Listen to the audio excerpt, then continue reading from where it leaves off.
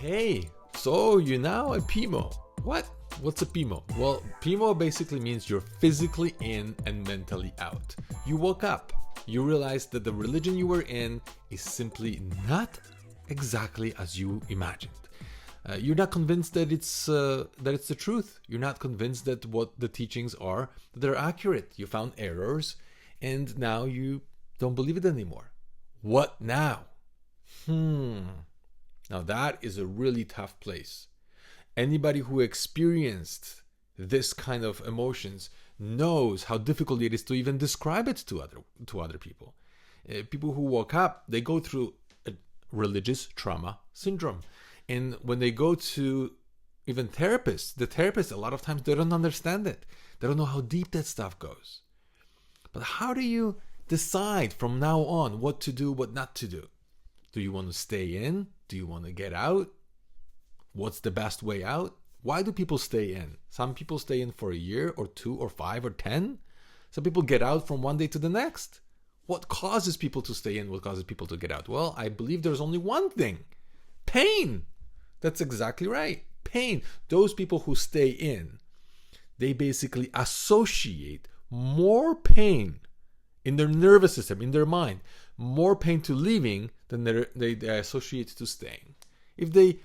That's the problem. When you become a Pimo, you are guaranteed pain. You're going to experience pain. The problem is which pain is going to be stronger for you.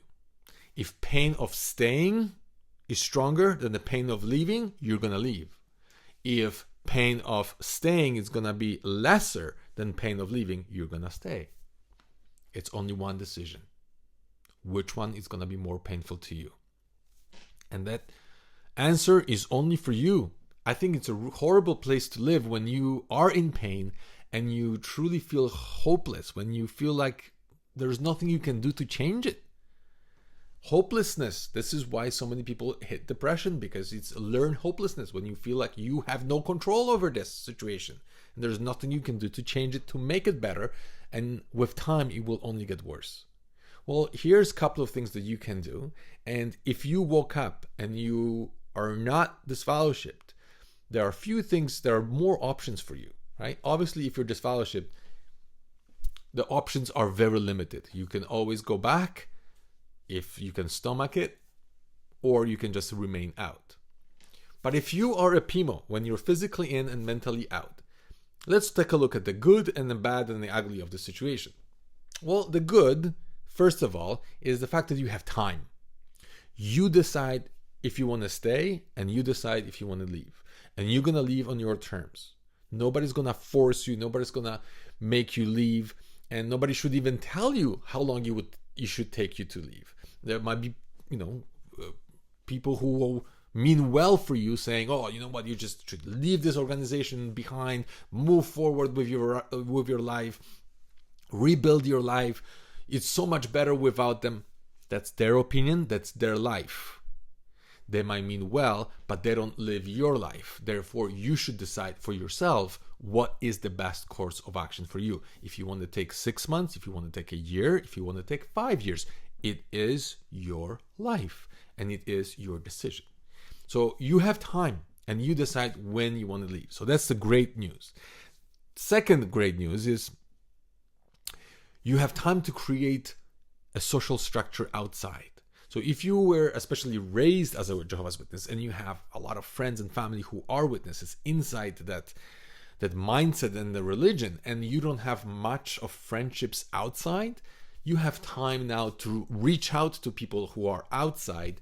You can start doing this online. You can start doing this in person. You can start reaching out to people at work, to your neighbors, and start building out a social structure for yourself outside of that religion. So in case you get disfellowshipped, or in case you want to just quit or disassociate yourself, whatever the choice will be, you have some sort of social structure outside that you can fall back on. People you can talk to. So it will keep you normal, at least. So you will have friends. It is very important. Another plus is that you can still keep in contact with people who are inside. Obviously, people will put you on the radar if you start missing meetings, if you don't go to service. If you start questioning things, then it's really a red flag for them. But truthfully, you will still have an access to Jehovah's Witnesses, especially if you're still attending meetings. People will treat you as normal, and you might influence them even, right, to start thinking or questioning. If somebody in the congregation has similar doubts, has similar mindset, similar challenges, they will still feel okay to talk to you because you're not disfellowshipped, because you did not disassociate yourself, because there's no consequences to them for talking to you. Even if you stop going to the meetings and somebody in the congregation has some questions and they're afraid to go and face those questions with elders or people in the congregation, they might come to you, and there will be no consequences to them if they see you having a coffee with them in a public place, right? Because there are no consequences talking to so-called inactive ones. So that is the plus. Now, you might be working with JWs. You don't know who you're going to be working in the future. So if you're physically and mentally out, right, you might still have some dealings with witnesses. And then you're like, you know what, because of this, I'm going to take my time. I'm going to take my time, because the moment you disassociate yourself and you're working with witnesses, it might get very awkward. Whether you're their boss or their employee or a coworker, it doesn't really matter. It's gonna get very awkward. I know from my own experience, when I worked with people who were disfellowshipped, I acted super odd. I didn't know what to do. I didn't know whether I should talk to them or not. And during lunchtime, is it okay that if we're in the same room, or should one person go to the car and eat? It was just weird. We didn't know whether we should say good morning to each other. Right? I'm not saying good morning to everybody and not to the one who's sitting there, who's disfellowshipped. It's just weird. So if you're physically in and mentally out, you have time to decide what you want to do and how you want to exit, which is great. And people will have access to you. Now, the bad side of being physically in, mentally out, is the fact that you're not going to be authentic. It's going to be very difficult for you to lead and live an authentic life and be among Jehovah's Witnesses and be open. Because true friendships the bonds are really happening when we're open to anything, when we're ready to share our even deepest secrets with people, and we know that they will love us and accept us for who we are. But when you're not able to do this, then the friendships will simply not be there. You're going to be pretending, and your friendships are going to be a little bit on a totally different level. It's going to be really hard. Another one, you're going to experience fear of being discovered. So if you start doing things that are outside of the JW boundaries, you might watch certain videos, read certain books, you maybe want to put up a Christmas tree in your home, or have a birthday party, or send a card for Valentine's, whatever it is. You're going to have to do that in secrecy, because you know the consequences of what if they will find out. And a lot of people can't take it, because they're constantly looking over their shoulder. He's like, oh, are elders coming? I remember myself. I was terrified that, maybe they'll find out what I'm reading. They'll find out what research I'm doing. They find out that I don't believe it. It's almost like I thought that they're going to go inside my mind and find out what I'm thinking. I was afraid of that. It's weird, but now I'm laughing at it. But back then, the fear was real. My coordinator had exactly the same car like my neighbors down the street, and when I was seeing that car passing by every day, it was like my heart would jump, like, who's it? Where did he park? It's crazy. So some people cannot stomach this. The fear will kick in for sure. There's a lot of uncertainty about who will remain as your friend. You might feel that, oh, this person loves me, I love them, our friendship, our family, our bond is bigger than a religion. But you don't know until you actually test it. And when you share what you don't believe, when you share your doubts, you will see very quickly how majority, if not all the people that you know as JWs, will cut you off very quickly. Why? Because the highest value for Jehovah's Witness is not love. It's not the truth either. It's loyalty. loyalty to the organization. And for them, finding out that you have questioned the organization, if they were to cover it up, if they were not there to report it and trying to straighten you out, that would be an act of disloyalty. An act of disloyalty against organization is equal to disloyalty against God, and sometimes they even say against Holy Spirit, therefore there is no forgiveness. I heard those comments as well. So for them, it's a very serious thing. And no matter who that person is, it could be your spouse, it could be your child, it could be your parent. They have this obligation, almost like a police officer who finds out that somebody committed a crime and they have to report it. They have no choice. That's their duty. And for them, if they were to cover this up, they would feel like, oh, that now their sin falls upon me and I'm going to answer for that. I remember that for myself. My best friend shared his story, what he did, and I felt like I couldn't sleep. I told him, listen, you have to go and report yourself to the elders or I will, because I can't even sleep over this. I felt like this sin of yours came on me and I have to, do something about it. So it's better if you do. Surely enough, he went to the elders and got this fellowship. But that's the thing with being a Pimo. You're going to have to make choices that are not going to be easy. It's going to be hard to stay in and it's going to be hard to stay out. It's up to you which one's going to be harder for you or not. Now, let's take a look of why would somebody decide to stay in knowing that this is not the true religion. Well, from my own experience, I tell you that majority of people who stay in and those who I spoke with is usually because they're doing it for somebody else. They're actually not doing it for themselves. They're doing it for other people. For me, I did it for my family. I felt like I will sacrifice myself, my peace, my authenticity for the sake of my children, for the sake of my wife, for the sake of my sisters and my loved ones and my friends and family that I have among Jehovah's Witnesses. After all, I've been wrong many times in my life. Maybe I'm wrong about this. So, you know what? I'm just going to stay in. I'm just going to pretend. I'm just going to go to the meetings. After all, I don't have to be an elder. I don't have to, raise my hand and answer at the meetings. I don't even have to contribute money towards them. They will never find out, right? Nobody's forcing me to go to service. I can just show up on Sunday, listen, walk away from the Kingdom Hall, and that's it. As a matter of fact, that's what I did. At the beginning, my wife was very strongly against the fact of leaving. First, she believed, but even after she woke up, she said, listen, you think you're going to find a better place than this? You think you're going to go to another church and you're going to agree with every single doctrine that it's out there? I'm 100% sure no matter where you go, you're going to find errors, you're going to find pedophile cases, you're going to find any problems, and people saying stuff behind the closed doors that you will not like. You think you're going to find a religion you're going to agree with 100%? We're already here. We already have the structure, the social structure.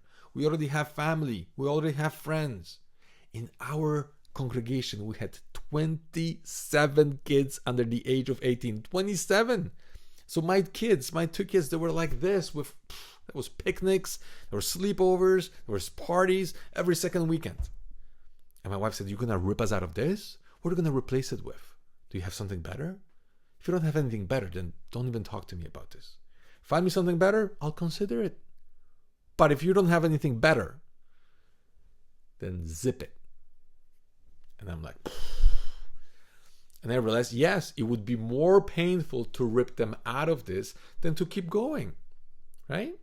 That was my first conclusion. So that's why I stayed. And it took a few years to get out.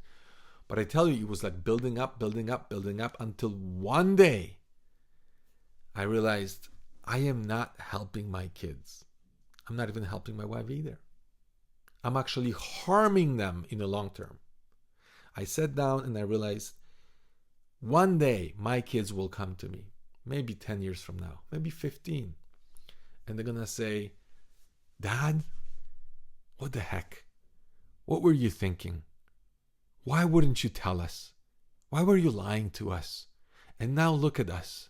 we're married, we have kids, our spouse is not waking up, we're going through a divorce, our kids don't want to see us, whatever. All because you didn't tell us. All because you didn't have the guts to tell us the truth. Why did you lie to us? Why would you do this? I literally heard their voices in my head. And I said, no, I don't care how much I'm going to have to sacrifice. I don't care who I'm going to lose. I don't care how painful it will be for me. I'm going to break the chain. I am a third generation Jehovah's Witness. It will not pass beyond me. It will not go to the next generation and the next generation and the next generation.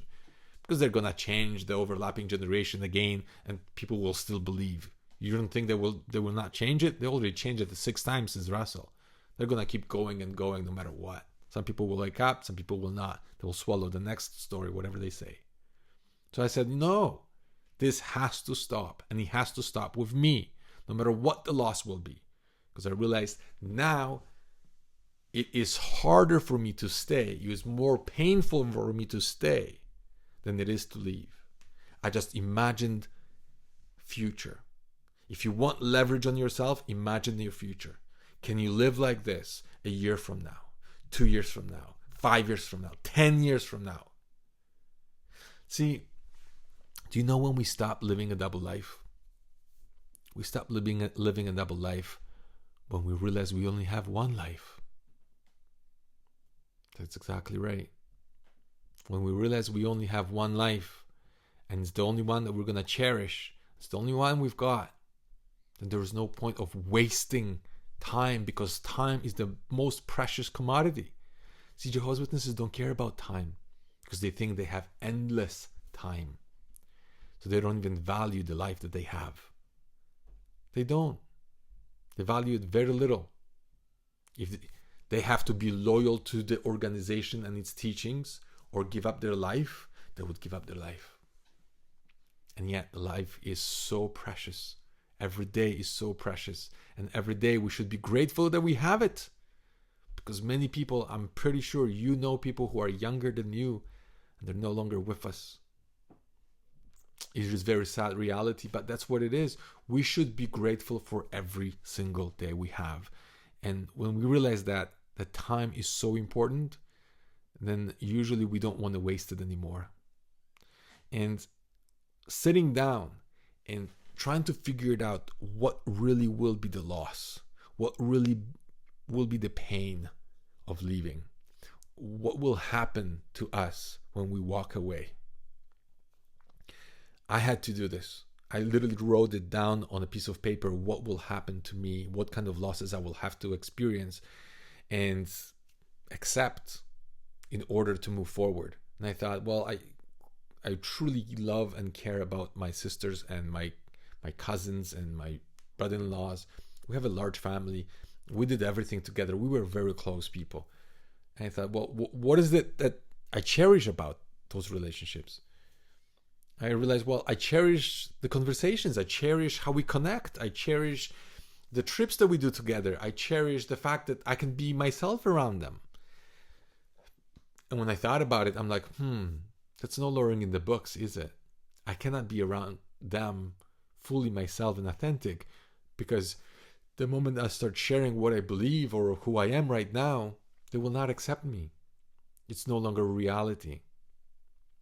Can I replace it somewhere else? Can I find people that will accept me and love me for who I am?